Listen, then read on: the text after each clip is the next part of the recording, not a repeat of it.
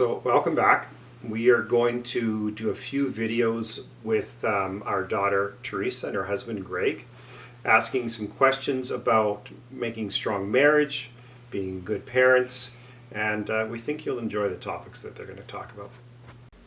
Okay, so Dad, one of the things that I've been struggling with a little bit recently, I think is like my expectations of Greg and of myself, because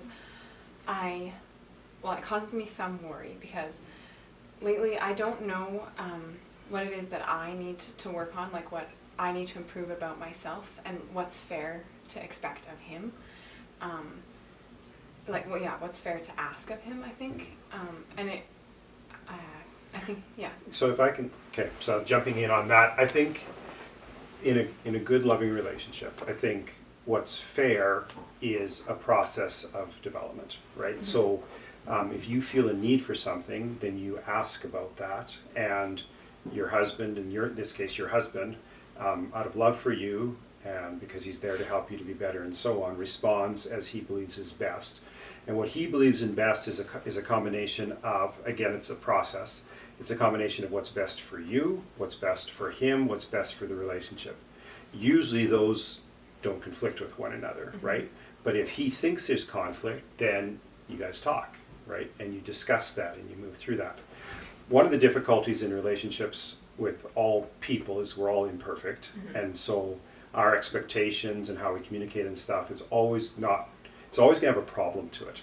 And so when we are good-natured, when we're looking for good with one another, we want those things, then we give each other kind of the benefit of the doubt. Mm-hmm. There's a difficulty, and I've had clients who talk about this, that when that goodwill is not present, then it's difficult because I don't presume the best of you anymore.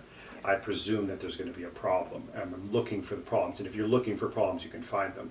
And so there has to be kind of a reset. There has to be kind of a process of building that trust back again and so on. The other thing that I would throw in, though, is and I think this happens both in the relationship, but it also happens kind of internally, and again, it's process, is you have to be kind of careful of expectations, because we lots of times operate with assumptions and so on, and that's normal. Like, we have to do that. We can't know everything, and so we kind of build assumptions over time. But when we have assumptions, other people don't necessarily have the same assumptions. And so somebody has said expectations are just resentments waiting to happen, which is a kind of a negative thing. But if you don't communicate what your expectations are, then someone is going to not meet them at some point. And if you don't recognize that it was an assumption, if you think this is a given, this is what people are supposed to do, and the other person doesn't do it, if Greg doesn't do it, then you become angry at him because he wasn't loving towards you. If he had known something that you wanted, like if you had said, Greg, such and such, and he didn't do it, then it would be right that you would be upset about that, right? If he hadn't communicated to you or explained or whatever. But what happens inside of you the whole time, then he doesn't know necessarily what's taking place unless he's very, very astute, he's very reflective or whatever, which most people, and especially guys, are not as astute. So, does that make some sense? Yeah.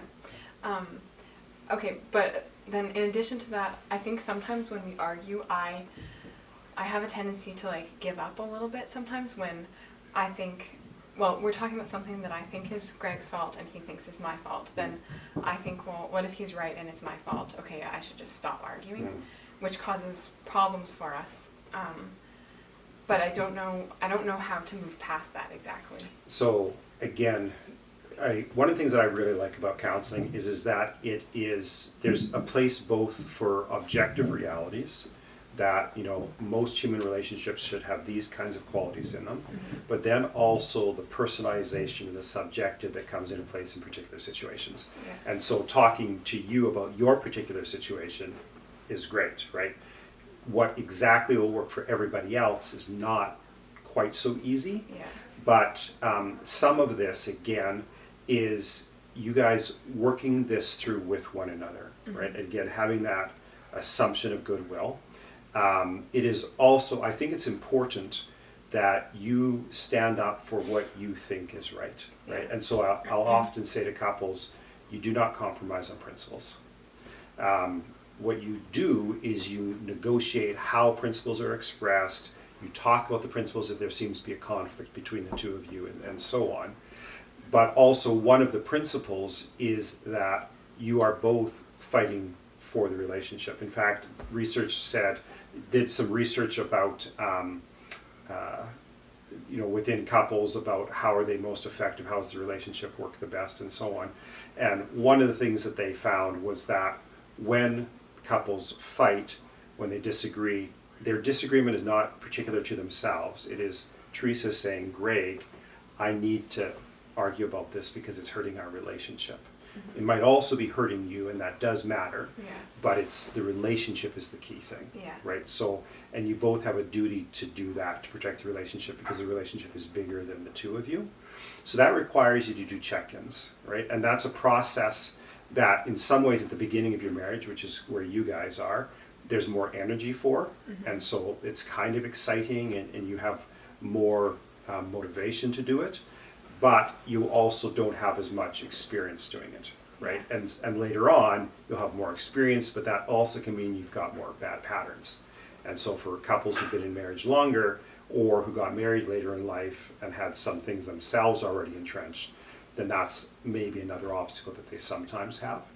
But I really believe that the best marriages are marriages where the husband is very much himself and the wife is very much herself. And you are in your fullness of self, and then you make that come together in a way that brings the strengths out for both persons, and then you have a better marriage and a better family.